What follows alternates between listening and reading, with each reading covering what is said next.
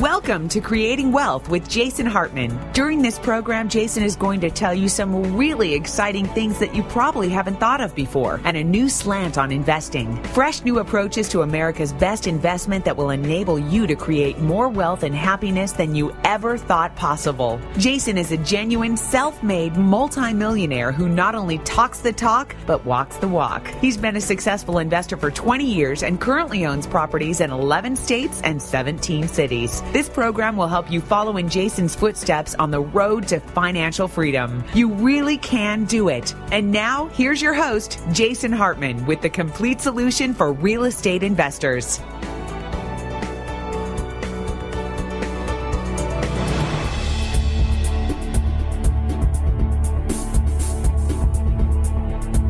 Hey, thank you so much for tuning into the Creating Wealth Show. This is episode number 220, and this is Jason Hartman. How are you today? Thanks for listening. As we do with every 10th show, as all of you regular listeners know, we do an off-topic, not financial, not real estate investing, as we focus on the rest of the shows. And today we're going to talk for the first time ever about relationships. And we have Gary Chapman to talk about the 5 love languages. So I think you'll enjoy this interview that we've got coming up here in a moment. But before we get to Gary Chapman, a couple other things. First of all, did you all do your homework? You'll remember on show number 219, I asked you, and I asked you before, to go see the movie Yes Man. I'm not going to harp on this too much, but it's a funny movie, and it's a good movie, and it just shows you about like opportunities in life, and it's really interesting. I think it's something we ought to all practice more, saying yes more often. But not to the point of being imprudent, of course, or foolish, of course, not to that point. Couple things this week. I had a few problems with 2 of my properties, actually. They're both self-managed properties, and that's why I thought I'd mention them to you in particular.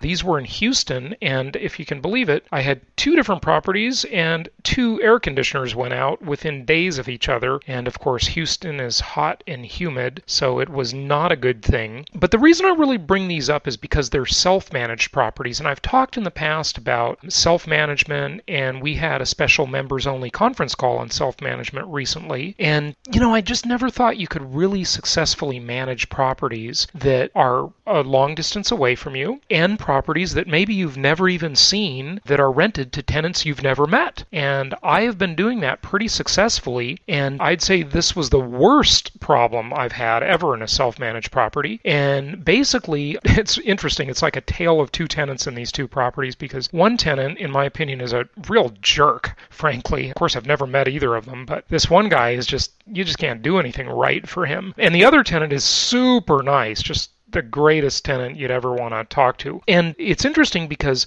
the one emails me and says the air conditioning is out. And so it's amazing how small these seemingly large problems really are. Really just not a big deal to fix it. And I'm going to tell you, this one seems like it was bad, but it really wasn't too difficult. So the air conditioning goes out. It's a Friday night. I look online. I call 3 phone numbers. That took all of a couple of minutes. No big deal. 2 of the 3 call me back. One is out there Saturday morning. They charge me I think it was $300 and something, $320 or something like that, and got it fixed. Well, it turns out that 4 days later, that air conditioning dies again. And I call the same guy back, complain, make a fuss about it with him, and said, hey, you just fixed it, what's your warranty, etc. And he goes out and he puts another part in it, replaces the motor, and does it for free, he says. But anyway, one of the thing on the other property, I had a different vendor fix the other property. And these properties aren't far away from each other, but I didn't think the first guy was real great on the first one that went out, and the second one, I just used somebody different. And what's interesting about that one is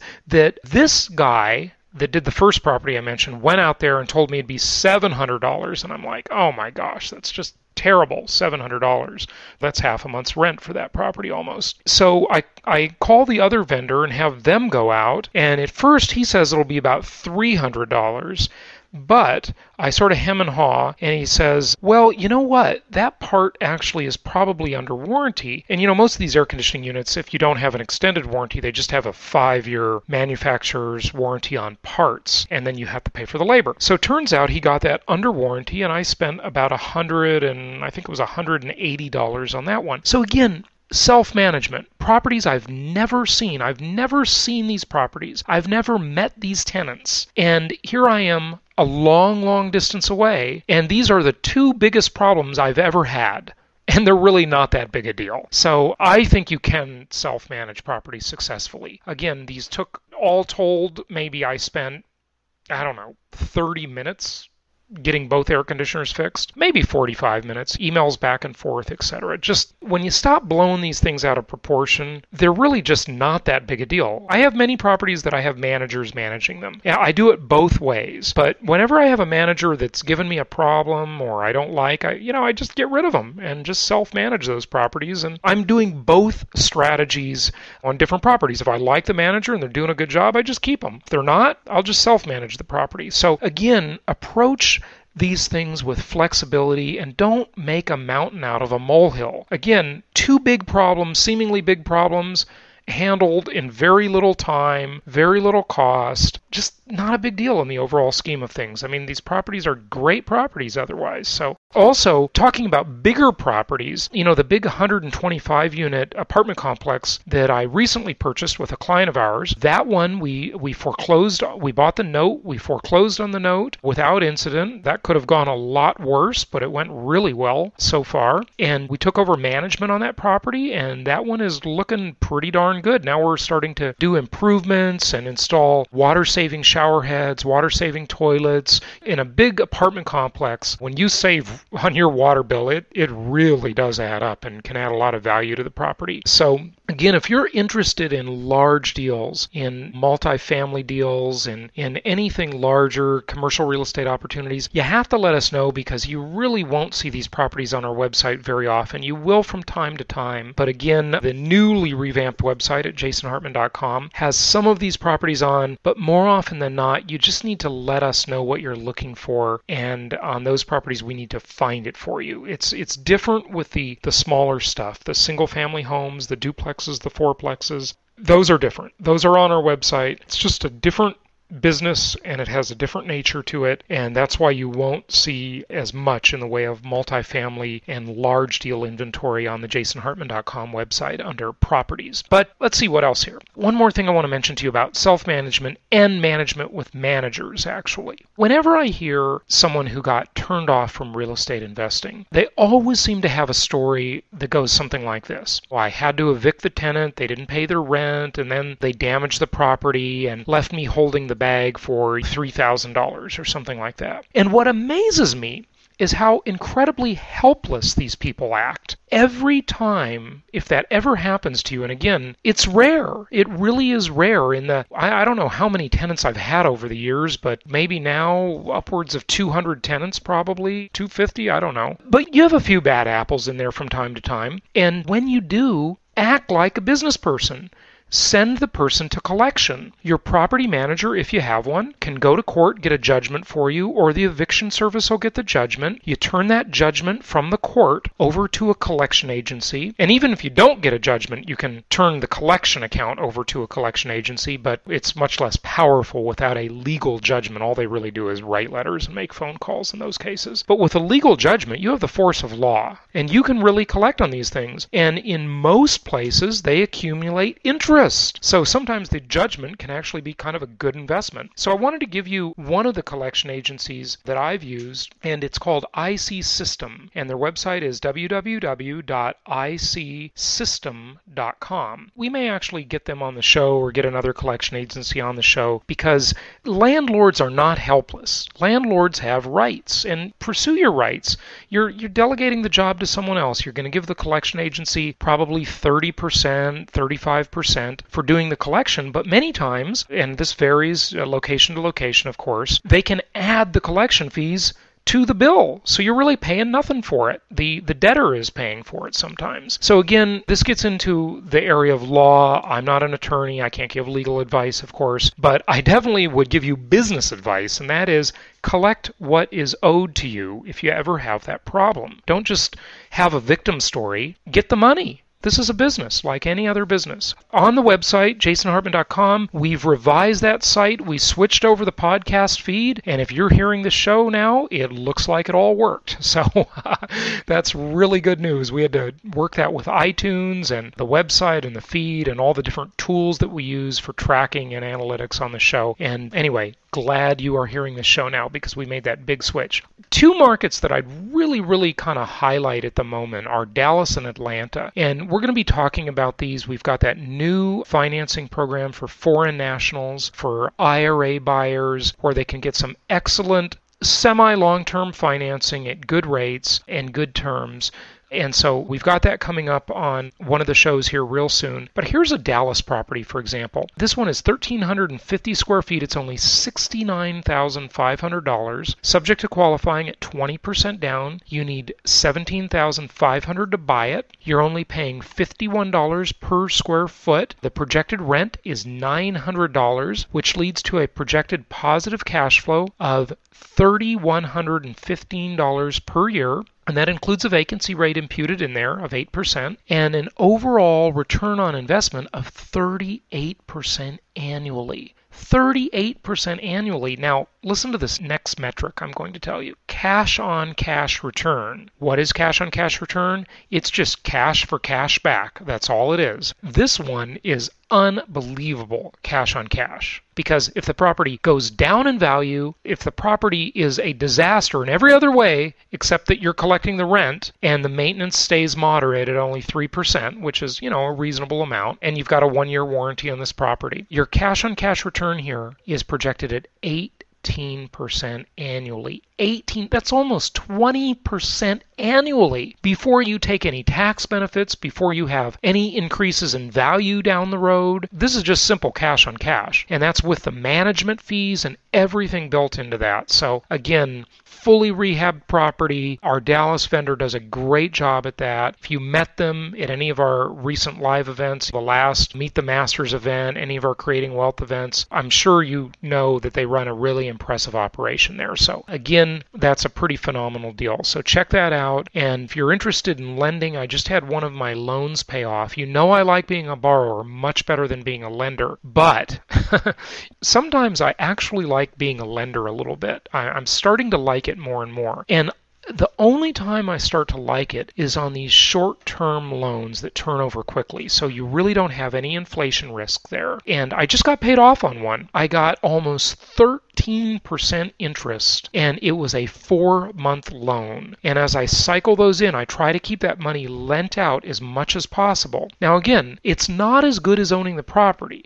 because the property has a lot more multi-dimensional features that pay you, right? But it's pretty darn good for lending and for simplicity because you never get calls about, hey, the air conditioner broke when you're the lender, right? You're just simply a lender, and lenders have a very simple business. They just get a return on the money as long as the debtor's paying. If the debtor's not paying, you start to worry about your equity position. Again, all of the stuff I'm doing, you're in first position and have good protective equity there. So if you're interested in lending, let me know, and we will give you a couple of referrals, and there may be some opportunities for you. This is not available to everyone. It's not available to everybody in every state. There are some legal things and things like that, but just wanted to mention to you that I am doing it, and it's a relatively small portion of my investment portfolio because mostly, again, I want to own the physical asset. I like owning the property the very best. And the comparison is, if you're making about 13% on lending, but you could make 38%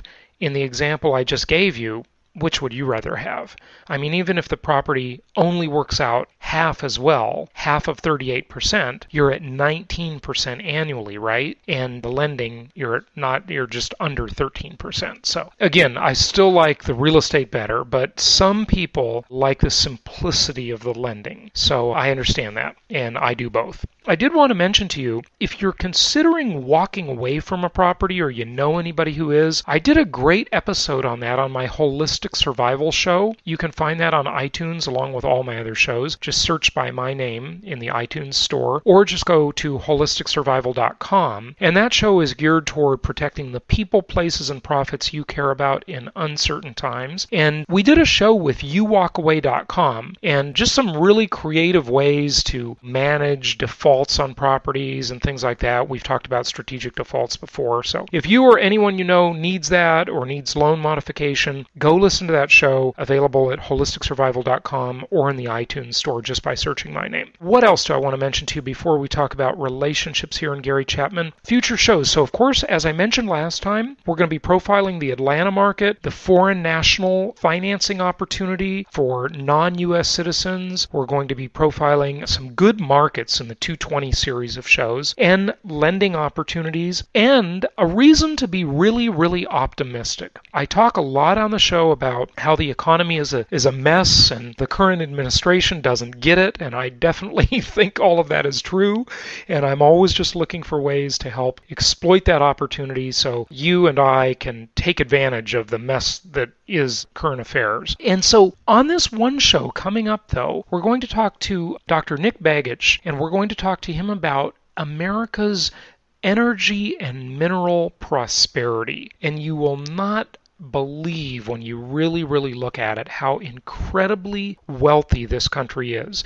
In my Creating Wealth home study course and the live event, I outline 6 ways that the country can get out of its mess. And a couple of them are, of course, they can default and not pay all of those unfunded entitlements and so forth, the $60 trillion time bomb as I refer to it. They can raise taxes, but that's not going to work because you can't raise enough tax to pay for the debt. They can sell off assets to other countries, grow our way out of it. That would be the most positive way, of course, or the most likely way, inflate our way out of it. Now, again, I know I didn't cover all 6, but that's just a little highlight. So inflate our way out of the mess, and that's the most likely solution. But really, when you look at the amount of energy and resource prosperity in this country, in Alaska and North Dakota, in the Gulf Coast, and other places as well, it is nothing short of phenomenal. So we're going to do a show coming up. I already recorded it last week, and we'll publish that one soon, about a reason to be really, really optimistic about the future. So finally, some really good news. So we'll have that coming up, and we will be back with Gary Chapman on the 5 love languages on this 10th show special here in just a moment. What's great about the shows you'll find on jasonhartman.com is that if you want to learn about some cool new investor software, there's a show for that. If you want to learn why Rome fell, Hitler rose, and Enron failed, there's a show for that. If you want to know about property evaluation technology on the iPhone, there's a show for that. And if you'd like to know how to make millions with mobile homes, there's even a show for that. Yep, there's a show for just about anything. Only from jasonhartman.com. Or type in Jason Hartman in the iTunes store.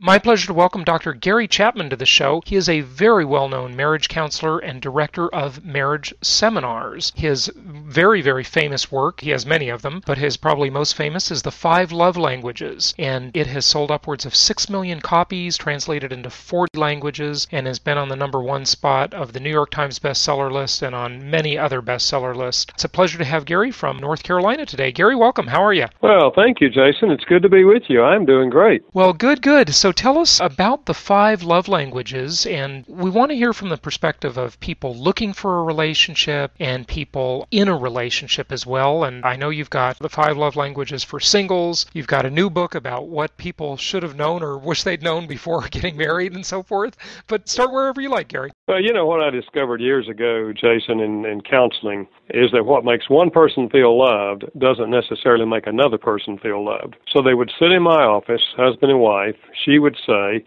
I just feel like he doesn't love me. And he would say, I don't know what else to do. You know, I do this and this and this, and she doesn't feel loved. So he was sincere. He was loving her. She didn't get it. And I realized that people were missing each other. I kept hearing the similar stories over and over again, and I knew there was a pattern. I just didn't know what it was. So I went through about 12 years of my counseling notes and asked myself, when someone said in my office, I feel like my spouse doesn't love me, what did they want? What were they complaining about?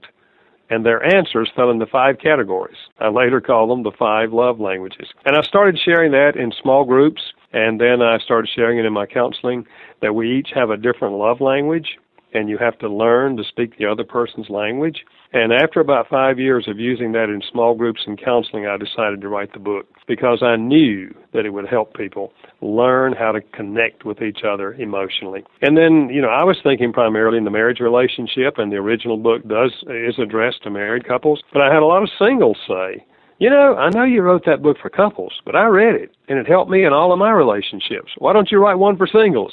So that's how the singles edition was born, because I do think that this applies in all human relationships. Yeah, and you even address dealing with your children, probably your friends, everything, right? The 5 languages apply in intimate relationships and non-intimate relationships too, right? Yeah, Jason, let's face it, the deepest emotional need we have is the need to feel loved. Everybody wants to feel loved by the significant people in their lives. If you do feel loved, life is beautiful. If you don't feel loved, life can be very complex.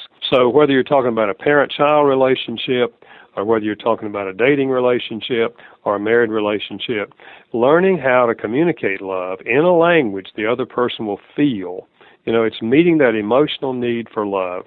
That's what this book is all about. That's why I think this book has been so successful. Well, Gary, I can't help but kind of make the connection here. All of the listeners, of course, know what the golden rule is. Hopefully they practice the golden rule. But I had Tony Alessandro on one of my shows, and you probably know his work. He talks about the platinum rule, and that is treating people the way they want to be treated. And I think that ties in pretty well with the 5 love languages, doesn't it? Because you've got to communicate with a person on their own preference, their own modality, right? Yeah, that's exactly right, Jason. Typically, we speak our own language. Whatever makes me feel loved is what I'm going to do for the other person. But if that's not their language, it won't mean to them what it would mean to me. So let's say that my language is words of affirmation, and what I want to hear my wife say is, I love you, you're wonderful, I appreciate what you did, all these positive things. So that's what I do for her, because it makes me feel loved. But her language may be acts of service, doing things for her.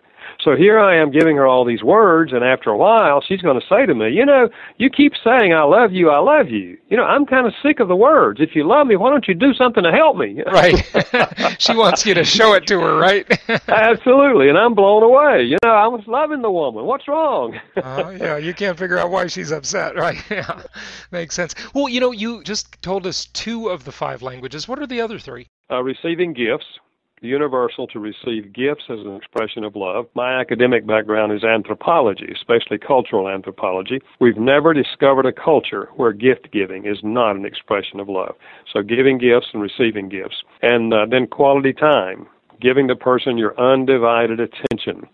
I'm not talking about sitting in the same room watching television. TV is off, you're looking at each other, you're interacting, you're sharing, you're listening. Quality time, they have your undivided attention. And then number 5 is physical touch. And we've long known the emotional power of physical touch. So we're talking about, and in every culture, there are appropriate touches between males and females, whether they're married or whether they're single, and it's physical touch that communicates love to some people. This is their primary language. I love the way Dennis Waitley says that. He says, touch is the magic wand of intimacy. So that's definitely important. How do we discover, Gary, what someone else's language is? You don't just ask them, do you? Or what is the best way to go about that? Well, if you're discussing the topic with them and they're open, you can go online and take a little quiz, or they can go online and take a little quiz, and it'll tell them, and then they'll tell you.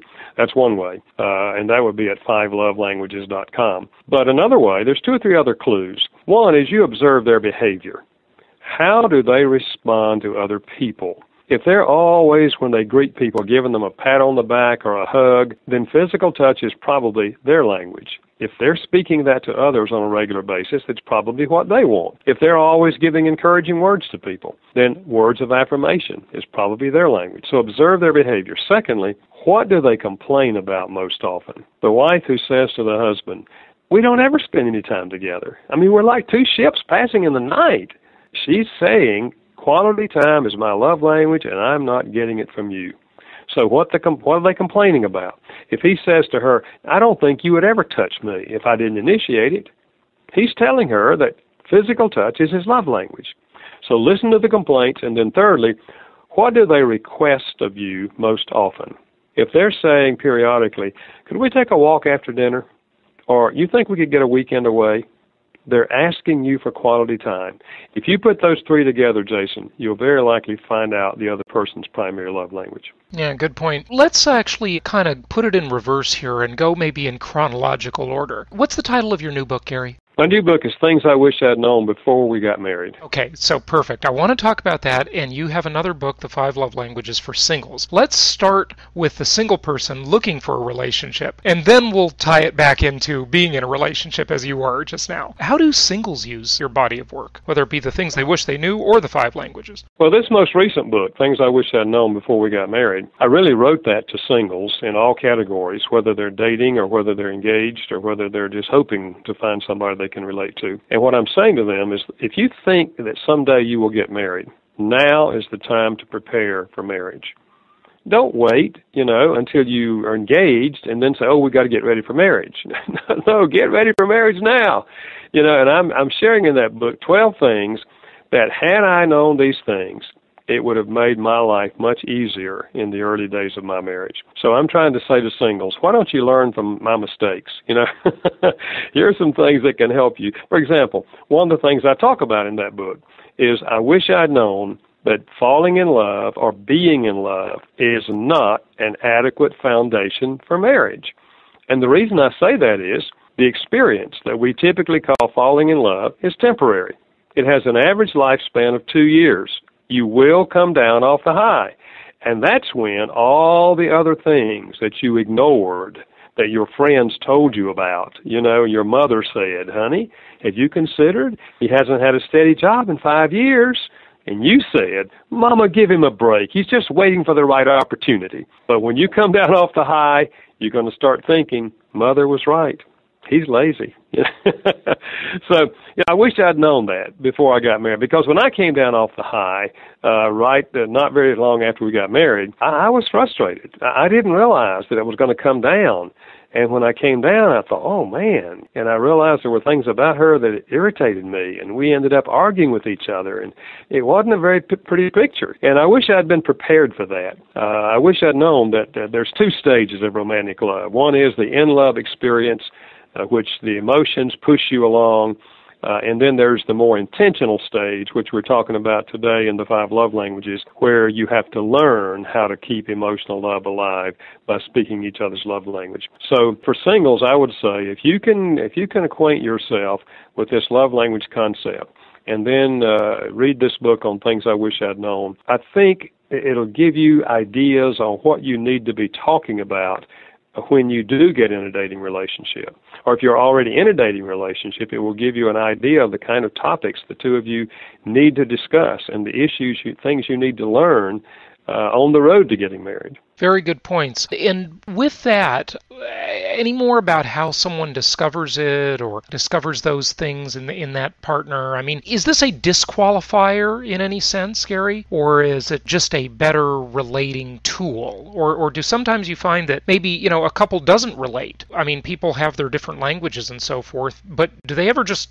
not work in your eyes? Or can any relationship work if it's working? Yeah, I don't think so. I think, now obviously, if their number one, that is their primary love language, their number one out of the 5 is your number 5, that is, it means almost nothing to you, then you will have a learning curve.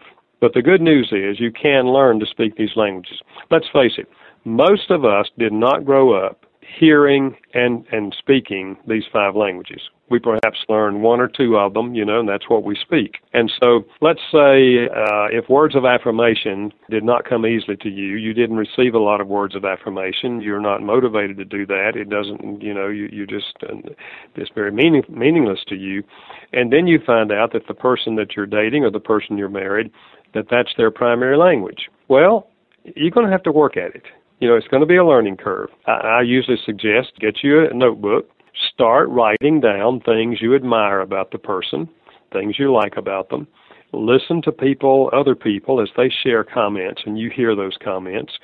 Maybe when you read a book or listen to television or so forth, write down positive statements you hear people say. Stand in front of the mirror, read those things out loud so you hear yourself saying them. Pick out one of them, walk in the room where they are, and say it. You break the silence. And the second time it's easier, the third time it's easier. You can learn to speak words of affirmation even if you didn't grow up receiving that love language. What is the love tank?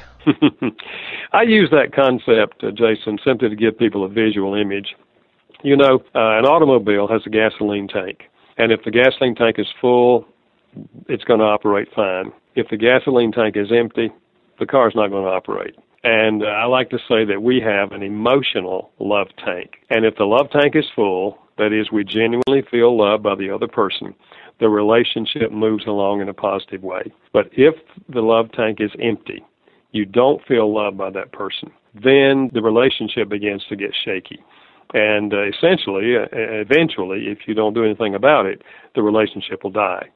Because if a relationship does not have a sense of love, a measure of emotional love, the relationship goes downhill. My ex-girlfriend Lynn is the person who actually introduced me to your work about 2 years ago, maybe. And I believe she mentioned something, Gary, about a time frame of 2 years. What was that about? Was she correct in mentioning that, or am I remembering that properly? Yeah, it's based on the research that was done by Dorothy Tenney of Bridgeport, Connecticut. She did a long-term study on the in-love experience.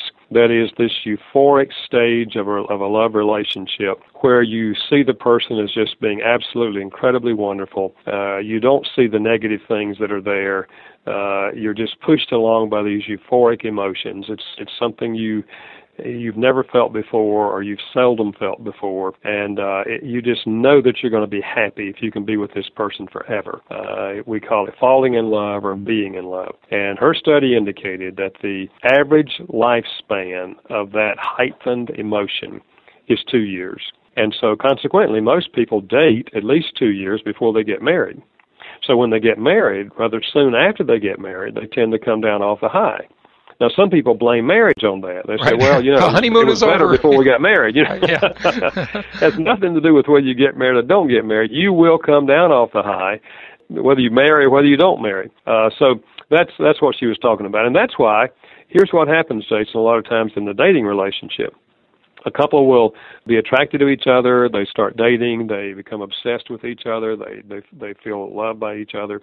And things just go along really, really wonderful. And then the 2 years pass, and they begin to come down off the high, and they don't have those feelings, and they start thinking, well, maybe this is not the right one for me. I don't feel like I used to feel. Well, if you understand this, you know that what's happening is very natural and very normal.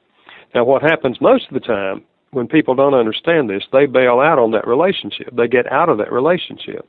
Whereas they may have really been good for each other. May have been a good match for each other, but they made the decision to break off the relationship because they lost the love feelings. Had they learned the love language concept, spoken each other's language, then they would keep emotional love alive, and they could make their decision to marry or not to marry based on other issues in the relationship. Do we have enough in common? Intellectually, emotionally, socially, all those things, to really build a marriage.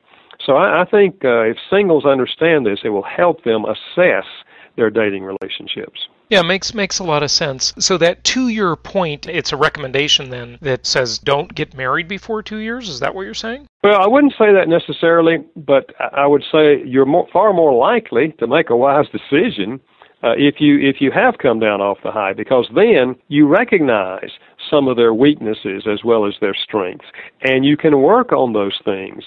But when you're in that euphoria, you think, well, we don't have anything to work on. It's just perfect. I mean, what? In fact, I had a lady say to me, she was engaged and she was in the euphoria, and she asked me what I did. I said, well, I do marriage seminars. And she said, well, what's that? I said, well, I help people work on their marriage. And she said, well, what do you have to work on? I mean, if you're in love, Yeah, it's all just easy, right? Not true. Yeah, and that's the way you feel when you're in love. There's nothing to work on.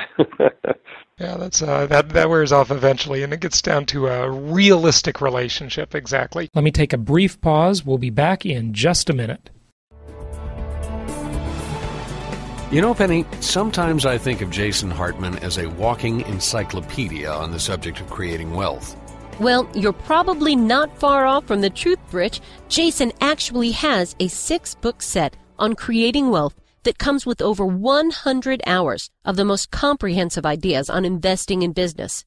They're in high-quality digital download audio format, ready for your car, iPod, or wherever you want to learn.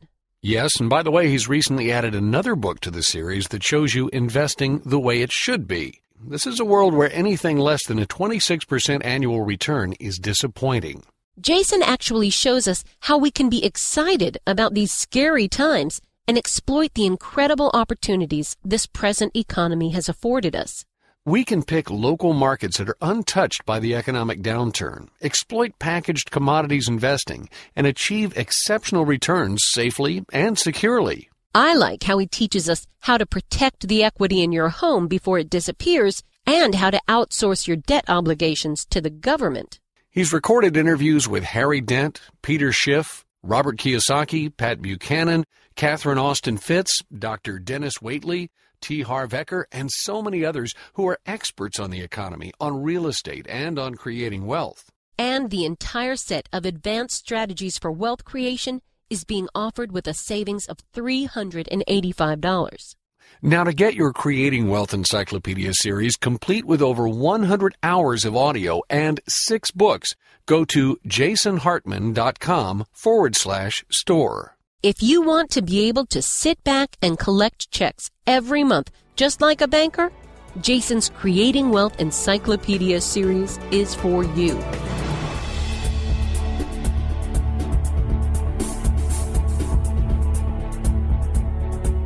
One of the things you talk about the different of the 5 languages, but one of them in particular, words of affirmation, since that one involves words, it has some different dialects to it, doesn't it, Gary? Yeah, it can be words that focus, for example, on their personality. One of the things I like about you is you're so optimistic. I tend to be pessimistic. You're saying to this person, obviously it needs to be a true statement, but it can focus on their personality. It can focus on the way they look. It can focus on something they did for you. It can be encouraging words. They express to you a desire to do something, and they're a little fearful of doing it, and you say, well, it's up to you, of course, to decide what you'd like to do, but just observing you, I think that if you really want to do that, you would be a success at it, because I see a lot of qualities in you that would really equip you to do that. It's encouraging them to do something that they need a little more courage to do. Or it can be words of praise, where you're praising them for something they have done. So, I use the word dialect in trying to communicate that within each of these languages, there are different ways and nuances of expressing them. It's very similar, Jason, to spoken language. Everyone grows up speaking a language with a dialect. I grew up speaking English, Southern style, okay? And we can hear it, yeah. You can hear it, yeah. So, but everyone grows up speaking a language and a dialect, and that's the one you understand best. And the same thing is true with love. No question about it. Of the 5 languages, are certain of the 5 easier to learn than others? I think not necessarily across the board. But for an individual, one of them might be more difficult than the others. If you never received quality time growing up, your parents never really spent any one-on-one time with you. You were just a part of the family. You were kind of lost in the crowd. They were focused on themselves. Then sitting down and having an in-depth conversation with somebody may be difficult for you, because you didn't grow up having those kind of conversations. So it would be more difficult for you. Whereas another person, if they got a lot of quality time, it's natural for them. It's not difficult for them. So it depends on the individual as to which of these you might find to be more difficult to speak. But the good news is you can learn to speak any one of the 5. What would you say is, and I certainly don't mean this in any sort of non-appreciative way when I say this, but this seems pretty simple, really. I mean, what's the big aha about it? Is it just one of these things that's so beautifully simple but just needs to be practiced? I mean, not everything great in life is complicated. Or is there sort of a big aha here in this book or in your work in general that is a real take-home you want to make sure people get? Well, Jason, I think you're exactly right. It's a very simple concept, but when you practice it, that is, when you discover the person's love language, you start speaking it on a regular basis. They discover your language, start speaking it on a regular basis. it radically changes the emotional climate of the relationship. Almost every Saturday when I do marriage seminars, I'll have half a dozen couples come up and say, we just wanted to tell you that we were having real struggles in our marriage. Someone gave us your book on the 5 love languages. It actually saved our marriage. It really makes the difference because we all need to feel loved. And especially in the early stages of a marriage, we are loving each other. I mean, we're making real efforts to reach out to each other, but we're not always connecting. And when we spend our energy speaking the right language, we connect. So it's a simple concept. It doesn't help you if you don't apply it, but if you apply it, it really changes the emotional climate of a relationship. Talking just for a moment here about some more of the nuances as we were, are certain stereotypes affecting people's ability to implement any of the 5 languages? For example, acts of service, speaking acts of services. Are there stereotypes that people filter things through that makes it difficult for them? I think that may be true, Jason. For example, a man said to me after he had read the book, and he discovered that his wife's language was acts of service. He said to me, I found out that her language is acts of service, and she wants me to wash dishes and vacuum floors and take out the garbage, and he told a couple of other things. He said, I'll just be honest with you. He said, if it's going to take that for her to feel loved, you can forget it. Now, you understand what he was saying? Yeah. I've got the information. I hear what you're saying, but I'm not going to do that. Now, it may well be that stereotypes of what men are supposed to do and women are supposed to do was behind that statement. You know, maybe he grew up in a home where his father did not vacuum floors, his father did not wash dishes, his father did not take out garbage, and he communicated to that son, either verbally or by his model, that men don't do those things. So he may have been influenced by, a stereotype of what a male is supposed to do, and that may have been behind his decision. I don't know. There may have been other issues as well. But, yeah, I do think that there are certain stereotypes that people may have as to what men do and women do that may kind of hinder them from moving down the road to express love in that language. You have been writing for a long time, and you've just got a giant body of work. Tell us about some of your other works. I mean, as I look at your list of titles, it is pretty comprehensive here. You've got a lot of work, Gary. Talk about some of your other works, if you would. Well, one of the books I wrote was on anger, and it's another one of my very popular books because I think a lot of people misunderstand anger, and they don't know how to handle anger. And they simply operate on the model that they had in their mom and dad. If their dad yelled and screamed in anger, then he probably is going to yell and scream in anger. If his mother in anger would clam up and walk away and not say anything and not discuss whatever stimulated the anger, then that's probably what she's going to do or he's going to do.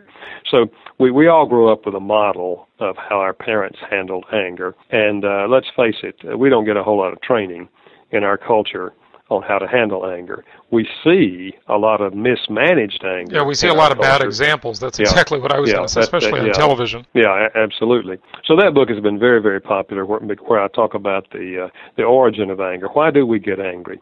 I think it's because we have a sense of right. All of us have a sense of right that people shouldn't do that. People shouldn't do this. And whenever we're treated wrongly or unfairly in our minds, then we experience anger. Anger is the response to being treated wrongly or unfairly. And then, we don't, in the book I deal with techniques on how to slow down the process of response. Don't simply do the first thing that comes to your mind. My mother told me growing up, when you get angry, count to 10. Before you do anything. Yeah, take a deep breath. Yeah, or whatever. Yeah. Right. Yeah. Yeah, good advice. Only I would suggest you count to 100 or 1,000. You need a little more time to cool down. In fact, one lady told me, she said, what I do when I get angry, I go water my flowers until I cool down. She said the first summer I tried that, I almost drowned my petunias. So, but learning how to process anger in a positive way. And the flip side of that, I also deal with in the book is how to respond to an angry person. Maybe your teenager, it may be your next door neighbor, it may be your spouse, it may be your boyfriend or girlfriend who's angry and they're coming at you, in a rather harsh and harsh way and loud way perhaps. How do you respond to them? See, the typical response is that we respond in a similar way. We mirror their behavior. In kind, right. If they're, if they're yelling at us, we start yelling at them. But I deal with, a pattern of the first step is you listen. No matter how they're delivering the message, you listen to what they're saying. The second step is you listen because you didn't get it all the first time. Yeah, right. Listen twice. You ask them, you say, I think I hear you saying you're mad because da-da-da. And they say, well, that's part of it, And the third step is you listen. So you listen at least three times before you say anything. And then you say to them something similar to, I think I understand what you're saying. And if I were in your shoes, I'm sure I would be angry too. Wow. You're no longer their enemy. You're now their friend, That's a pretty diffusing statement. I mean, it's hard to remain upset if someone says that. Yeah. So anyway, that book has been very, very popular. And I have another book that's called The 4 Seasons of Marriage. I was just going to ask you about that one. I'm particularly interested in some of the bullet points on that. The unique characteristics found in each season, 7 strategies for making the most of each season. Tell us more about that one. Well, it's not the idea that most people think. When I say the 4 seasons, they think, okay, you get married in spring, and if you live long enough, you'll get to winter. But what I do is I use the seasons to describe the quality of the marriage. A winter marriage, it's very cold. We're isolated. We're like in an igloo. And there's either no communication or it's very harsh communication. We speak of bitter winters or harsh winters. A summer marriage is relaxed. It's laid back. You've learned how to resolve conflicts. You've learned how to accept some things about each other that you don't particularly like, but you know they're not going to change, so you accept them. And summer marriages are people that go to marriage seminars. They read books on marriage. They know you have to continue to water the flowers if you want the marriage to continue to bloom. And then the fall marriage, here in North Carolina in the fall, it's beautiful. The leaves are all colors. It's just incredibly beautiful. But the reality is, in about 6 weeks, the leaves are going to fall off the trees. And it's getting cold. And so in a fall marriage, it looks good on the outside. People would say, isn't that a nice couple? But we know that things aren't going well. And if we don't do something, the leaves are going to fall off. And everybody's going to know that we're not doing well. So after I describe that and help people locate where they are, and it's not atypical that a wife would say we're in winter and the husband would say we're in spring or fall. They have different perceptions on where they are. But then I deal with 7 strategies for spending more time in spring and summer. And one of those first strategies is being willing to deal with past failures and to be honest and say, to be honest with you, I haven't done a good job. And I know that our relationship is not what it should be. And I know that a lot of it is my fault. And here are some things that I know specifically where I have failed. And I really would like to ask if you would be open to forgiving me and then help me learn how I can be a better partner in this relationship. And I give some other strategies, but the book has been very helpful. In fact, I've had a lot of people say to me, 2 of your books changed our marriage. One was the 5 love languages, and the other one was the 4 seasons of marriage. Yeah, and I tell you, Gary, of course, you've probably seen many of your reviews, not all of them, but if you look on Amazon, any of the listeners, and see the reviews, there are all kinds of people saying that your books have saved their marriage and just helped them grow in their relationships and so forth. So just congratulations on such an impactful body of work that you have with all of this. You mentioned earlier that someone can take a little quiz to discover their primary love language and maybe that of their spouse as well, or their significant other. Where can they do that? Do you have it on your website? Yes, 5lovelanguages.com. You can spell out the word 5, or you can put in the number 5, 5lovelanguages.com. And you can take that quiz. There's no charge. It's a free quiz. It can be a good communication tool. If you take it, you challenge your spouse to take it or your significant other to take it, and then the 2 of you sit down and share with each other, how it turned out. And talk about whether you agree with it or not. It's possible you might disagree with the quiz, but at least it will give you a starting point to open this topic and discuss it with the other person. Fantastic. What else would you like the listeners to know just in wrapping things up? Well, I think for singles, I'd like to say what I said earlier, and that is now is the time to prepare for a good marriage. You may not even be dating. Or maybe you just started dating 2 months ago. Or maybe you're even thinking about getting married. But wherever you are in the journey, this is the time to be preparing for marriage. And I really think you would find some practical help in my book things I wish I'd known before we got married. I think, Jason, if a couple will go through that book, read the chapters, discuss the issues with each other, they're going to be better prepared than 90% of the couples are when they go into marriage. And if you're already married and have not read the 5 love languages, I would really, really encourage you to read the 5 love languages. I think today we've given them the core idea, but as you read it and get all the illustrations, real-life illustrations, I think you'll be able to get hold of it, go home, discuss it with your spouse, or if you're in a dating relationship, discuss it with them. And I think you're going to find that that's going to be very, very helpful in all of your relationships. Excellent. Dr. Gary Chapman, thank you so much for joining us today. Appreciate the insights, and keep up the good work. GaryChapman.org, there's the list of many of your books, and there are quite a lot of them. So many subjects we didn't have time to discuss today, and there's a lot more depth there as well. And certainly listeners, take that quiz and check it out. And do you want to mention anything about your live events? They can find those at 5lovelanguages.com, and they can even register online as well. And I would just mention this, Jason. I have a new book coming out that takes this love language concept to the workplace. It's called The 5 Languages of Appreciation in the Workplace. And I wrote it with Dr. Paul White, a psychologist, and we think that book's going to do for the workplace relationships what the 5 love languages has done for marriage relationships. I'm really excited about that one. Yeah, that's great. And with the tough economy we have nowadays, I think that'll be very helpful for people in their business and work life as well. Well, Gary Chapman, again, thank you so much. Appreciate having you on the show today. Thanks, Jason. Good to be with you. Appreciate what you're doing.